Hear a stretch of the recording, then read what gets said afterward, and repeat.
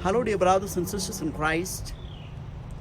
This is the 12th Sunday of Ordinary Time, and our theme, calming the storm of life. The Mississippi River was flooding its banks, and the waters were rising swiftly around Dorothy's house. The waters had gotten to the level of the front porch where Dorothy was standing, when a man in a rowboat came by and called to Dorothy, "Hey, hop in, and I will take you to high grounds." Dorothy replied, "No, Jesus, who calmed the sea, will save me from the flood waters."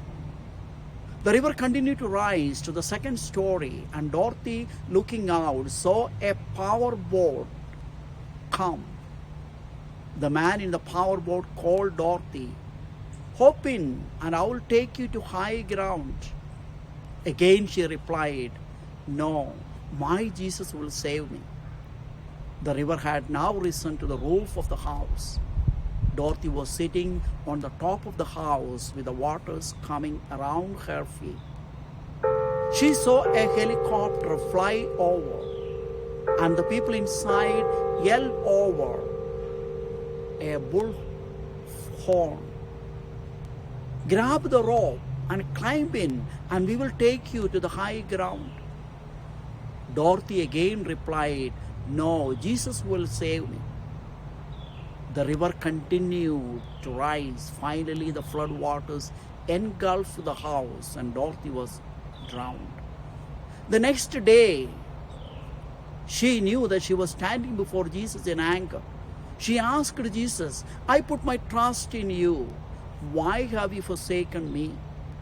And to her, Jesus replied, "What else more do you want me to do for you?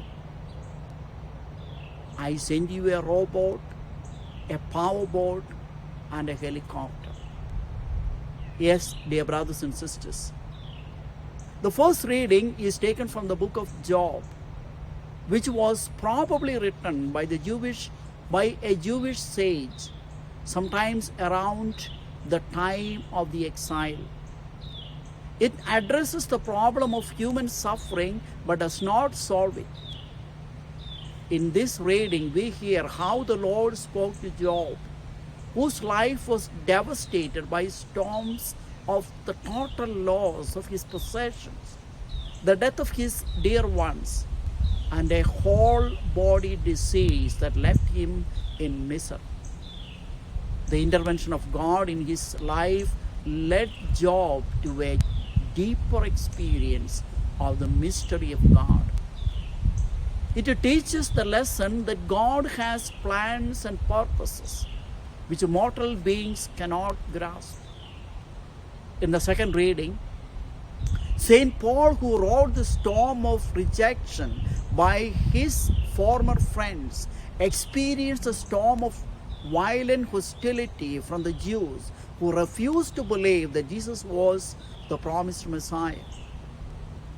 He explains that Jesus died for us to make us new creation, and to receive this gift of love, we have to respond by living for Jesus in all situations of our lives, as Jesus himself had gone before us through the uncharted sea of life.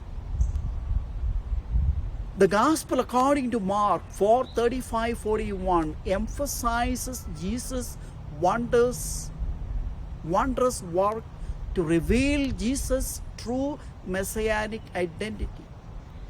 This miracle took place in a context when Jesus was traveling with his disciples to the other side of the Sea of Galilee after a long day by preaching and instructing the crowd. They wanted to begin the ministry on the other side of the lake the next day. The Sea of Galilee is a lake 13 miles long from north to south and 8 miles broad from east to west, and it is very notorious for its sudden storms. In the miracle story, Jesus' triumph over the negative forces verify his true identity as the Messiah. Mark's primary audience in the Rome AD 60s felt that they were forced into persecution by Emperor Nero, during which probably both Peter and Paul were martyred. By describing this miracle, Mark also assures the first century believers that nothing can harm the church as long as the risen Christ is with them.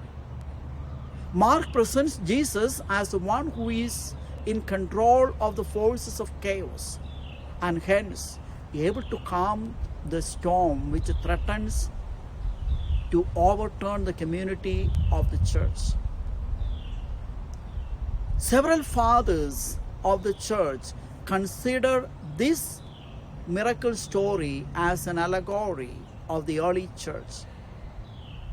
The boat in the stormy lake is a symbol of the church that faced challenges and heresies from inside and outside. The early church faced persecution in the first 3 centuries, followed by a calm period, then a period with heresies, culminating in the Protestant Reformation movement, and then recent scandals of different types. The faithful in such situations wondered if Jesus had deserted the church. However, dear brothers and sisters, we need to remember that Jesus is always with us in the boat of our life. All of us are making our journey across the sea of time to the shore of eternity. Hence, it is natural that occasionally we all experience different types of violent storms in our lives. Physical storms, emotional storms, and spiritual storms. We face storms of sorrows, doubts, anxieties, worries, temptations, and passions. The storms we encounter in life are often what makes us or break us. These storms can either bring us closer to God or to one another, or alienate us from God or others. It is only Jesus who can calm these storms for us. Jesus can give us real peace in the storms of sorrows.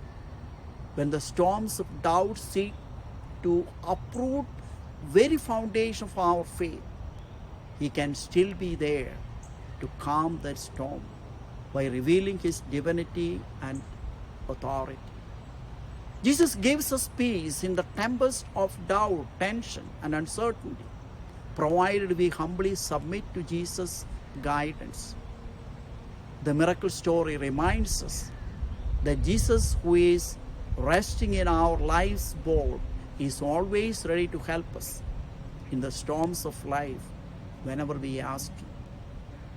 Our fathers today are called to be true reflections of Jesus, the leader, who has to calm the storm of daily lives at home and lead our families to move forward.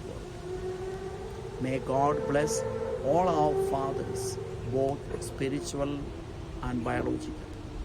Wishing every father a happy Father's Day. If you would love to listen to this homily, please like and subscribe this channel. Stay tuned until we meet next time. God bless.